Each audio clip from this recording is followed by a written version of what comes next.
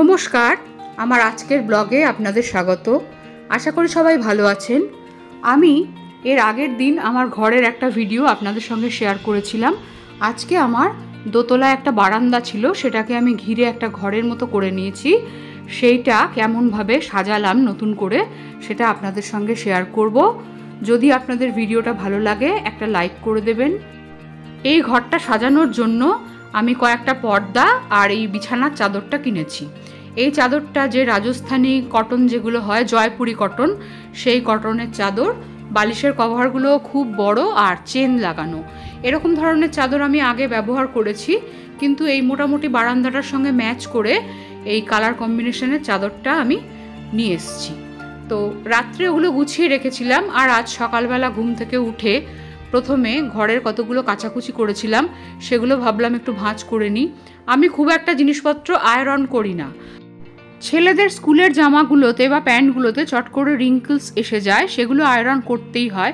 কিন্তু আমার যেগুলো ভালো জামা কাপড় বা পর্দা, বিছানার চাদর, এগুলো আমি মেশিনে কাচিও না, এগুলো আমি খুব একটা আয়রন করি না। আমি এগুলো হাতেই কাচি আর চেষ্টা করি খুব টান টান করে মেলবার, আর মেলার পরে সুন্দর করে ভাঁজ করে একটা একটা ওপরে রেখে দিই। এতে দেখি বেশ সুন্দর থাকে আর নতুন করে আয়রন করার প্রয়োজন হয় না।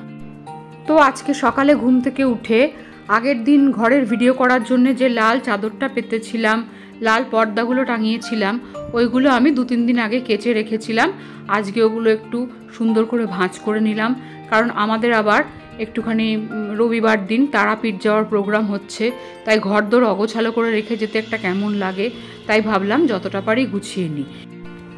এই জামা কাপড়গুলো ভাঁজ করে নেওয়ার পরে এই যে দেখুন, আমি এইভাবে সমান সমান করে এগুলোকে একভাবে রেখে দিই। এগুলো এমনি সুন্দর থাকে আর আয়রন করতে খুব একটা লাগে না।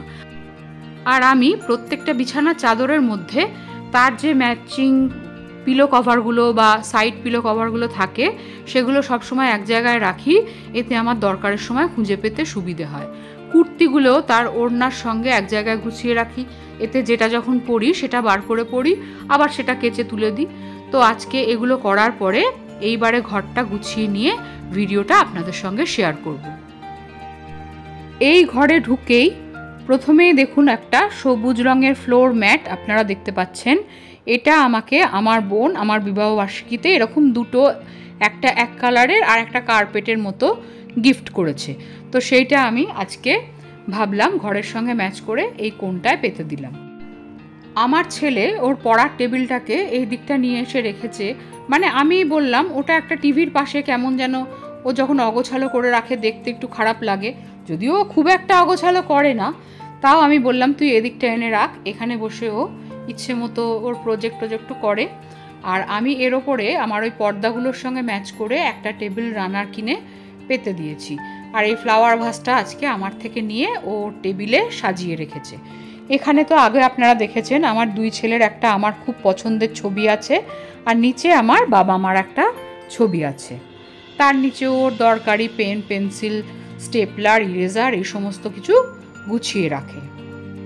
এই ঘরটারও ভিডিও বানানোর জন্যে আমি কয়েকটা জিনিস নতুনভাবে কিনেছি, আর কিছু জিনিস আমার পুরনো ছিল।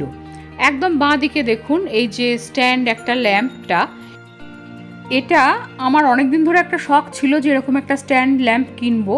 প্রথমে ভেবেছিলাম ঘরের সঙ্গে ম্যাচ করে একটা লাল শেড দেয়া কিনবো, কিন্তু আমার ঘরে এখন জায়গা এত কম যে ঘরের সঙ্গে ম্যাচ করে কিনতে গেলে সেটা রাখার জায়গা অসুবিধে হতো বা সেটা অন্য জায়গায় মানাতো না।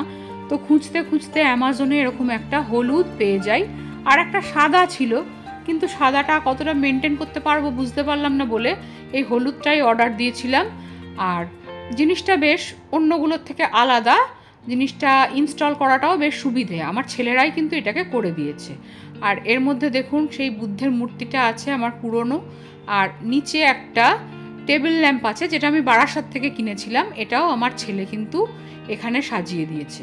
আর এই টেবিল ল্যাম্পটার একদম উপরে কয়েকটা মাল্টি কালারের ফুল আমার একটা মেটালের ফ্লাওয়ার ভাসে সাজিয়ে রেখেছি। এইদিকে দেখুন টিভি ইউনিটটার উপরে আমার একটা, এটা কিন্তু আর্টিফিশিয়াল নয়, এটা একটা মার্বেল কুইন মানি প্ল্যান্ট, যেটা একটা টবে ছিল। আমি কি করেছি, টব থেকে গাছটাকে বার করে পুরো জলে তার মাটিটা ধুয়ে এই ফ্লাওয়ার ভাসটার মধ্যে কয়েকটা স্টোন দিয়ে এটাকে এখানে সাজিয়ে রেখেছি। দেখুন শিকড়গুলো কি সুন্দর ভিতর দিয়ে দেখা যাচ্ছে। আর উপরে এই যে ঘড়িটা দেখছেন, এটাও আমি অনেক দিন থেকে পছন্দ করে রেখেছিলাম অ্যামাজনে, কিন্তু এটা আউট অফ স্টক হয়ে গেছিলো। তখন আমি ওটা মিন্ত্রাতে পেয়ে যাই, মিন্ত্রার থেকে এটা কিনে নিই। এটা হচ্ছে চুম্বক ব্র্যান্ডের একটা ঘড়ি। চুম্বক ব্র্যান্ডটা অনলাইন শপিং অ্যাপের দৌলতে এখন আমরা সবাই জানি যারা ঘর সাজাতে ভালোবাসি। প্রথম কিন্তু এর একটা ঘড়ি আমার ছোট বোন আমাকে দেয়, সেটা একটা রিস্ট ওয়াচ। কিন্তু এখন আমি বিভিন্ন জিনিস চুম্বকের কিনে দেখলাম, এদের জিনিসগুলোর কোয়ালিটি সত্যিই ভালো। আর এই শোকেসটাও সাজানো আপনারা আগে দেখেছেন, তাই এটাও খুব বেশি করে শেয়ার করছি না। এপাশে আমার দুটো বসার চেয়ার আছে। এই চেয়ার দুটোর ওপর দুটো কুশান রেখেছি, আর কুশান কভার দুটো এই পর্দার সঙ্গে ম্যাচিং করেই কিনেছিলাম। প্রথমে ভেবেছিলাম বিছানাতে দেবো, তারপর দেখলাম চেয়ারে দিয়ে জিনিসটা ভালো লাগছে।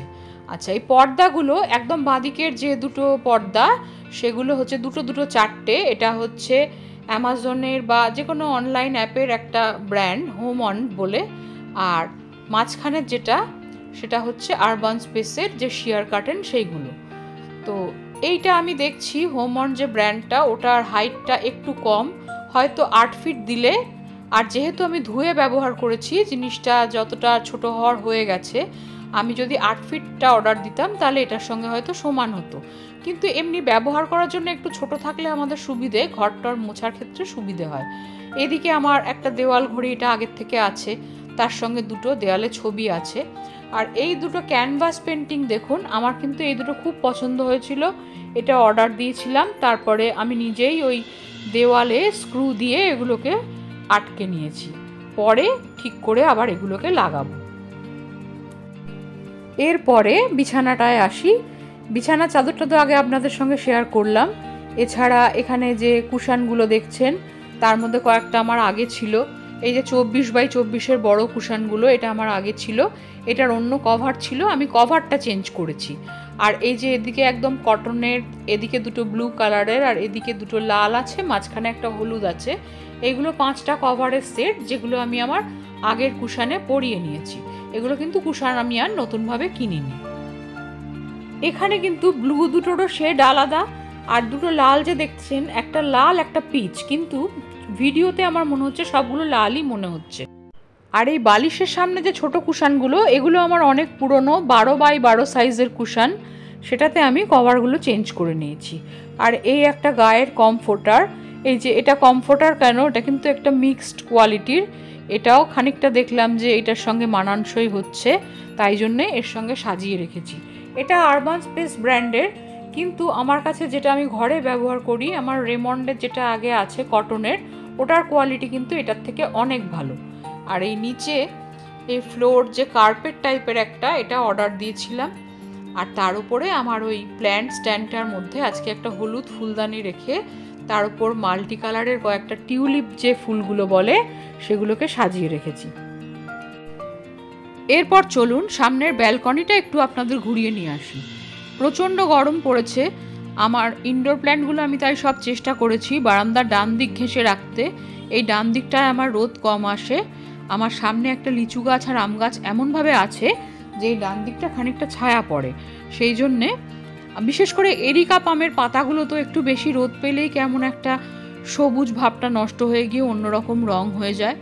এখানে আমার একটা অন্য ল্যাম্প শেড ছিল, যেটার মধ্যে প্রচণ্ড পাখি বাসা করছিল, আর আমি বারান্দায় এলেই পাখিগুলো আমাদের ঠোকরাতে আসতো। সেই জন্য আমি ওইটা খুলে দিয়ে এখানে এই শেডটা লাগিয়েছি। এই শেডটার ভেতরে পরে একটা কালারিং বাল্ব লাগাবো। এই সাদা বাল্ব দিয়ে শেডটা খুব একটা যেন খুলছে না, এটাকেও পরে আমি চেঞ্জ করব। আর এই মোটামুটি আমার বারান্দায় যে আমার ইনডোর প্ল্যান্টগুলো, এখানে সব রকম গাছগুলোই এখানে আছে। এর ভেতর দিকে পিস লিলিগুলোকে একটু আড়াল করে রেখেছি, অতিরিক্ত রোদ্দুরে রাখবো না বলে। আর এখানে রাবার প্ল্যান্ট, জিজি প্ল্যান্ট, আর এই যে লাল পাতার যে পয়েন্টসেটিয়াগুলো, এগুলো তো শীত চলে গেছে, এবার আস্তে আস্তে হয়তো গাছগুলো লাল ভাবটা নষ্ট হয়ে যাবে, নর্মালভাবে থাকবে। কি জানি সামনের বছর থাকবে না মরে যাবে, কি হবে জানি না। তো এই আমার মোটামুটি ব্যালকনিটার লুক। এরপর আবার চলুন ব্যালকনি থেকে ঘরের দিকে যাই। ঘরটা মোটামুটি নিজের মতো করে সাজানোর চেষ্টা করেছি। হয়তো আজকে বিছানা একটু কুশানগুলো বেশি হয়ে গেছে। আসলে এইটা আমার বিয়ের খাট, তখন খাটগুলোর এরকম দু সাইড উঁচু হতো, সেটাকে খানিকটা মেকআপ করার জন্য আমাকে অনেকগুলো কুশান দিয়ে সাজাতে হয়েছে। এখনকার খাটে তো আর এরকমভাবে খুব একটা দেখা যায় না, এখনকার খাটগুলো একটা সাইডই উঁচু হয় আর একটা সাইড প্লেন থাকে, যেরকম আমার ঘরে আছে। আমি খুব একটা ঘরে খুব বেশি ঝোলানো জিনিস বা এখন যেগুলো খুব পপুলার হয়েছে ম্যাক্রামে মনে হয় বলে, ওগুলোকে সাদা সাদা রঙের হয়, ওই ধরনের খুব একটা জিনিস দিয়ে ঘর সাজাই না, কারণ আমার বাড়িটা একদম রাস্তার ধারে আর প্রচণ্ড ধুলো হয়। ওই ধরনের জিনিসগুলো একবার নোংরা হয়ে গেলে ওকে কিন্তু কেচেও আর পরিষ্কার করা যায় না। সেই জন্য আমি চেষ্টা করি যে জিনিসগুলো মোটামুটি আমি মেনটেন করতে পারবো এই ধরনের জিনিস দিয়ে সবসময় ঘর সাজানোর। তার থেকে আমি এই ধরনের ফুল যেগুলো আর্টিফিশিয়াল ধুতে পারবো এইসব জিনিস কিনি।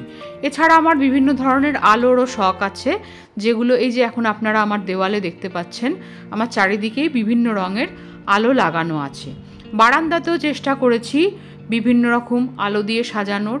এছাড়া বিভিন্ন ধরনের ঘড়ি, অনেক নানান রঙের ফুল, ফ্লাওয়ার ভাস, এই সমস্ত শোপিস যেগুলো আমি সহজে মেনটেন করতে পারবো, এই সব জিনিস দিয়ে আমি সাধারণত ঘর সাজানোর চেষ্টা করি।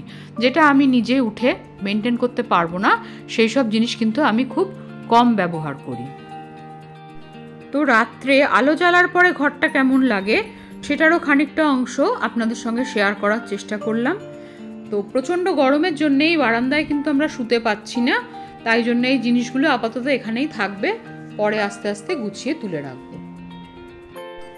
রাত্রে আমার এই ল্যাম্পশেডের বা আমার এই টেবিল ল্যাম্পটার আলো জ্বালানোর পরে কেমন লাগছে সেটাও একটু আপনাদের সঙ্গে শেয়ার করে দিলাম। এরপরে আমি আমার সামনে যে বারান্দা আছে সেটা রাত্রের আলোয় কেমন লাগছে সেটারও খানিকটা অংশ আপনাদের সঙ্গে শেয়ার করলাম। যদি আমার ভিডিও ভালো লাগে আপনারা লাইক করে দেবেন, কমেন্ট করবেন আর আমার সঙ্গে থাকবেন। দেখা হবে পরবর্তী একটা ভিডিওতে। আজকের মতো এই পর্যন্তই, ধন্যবাদ।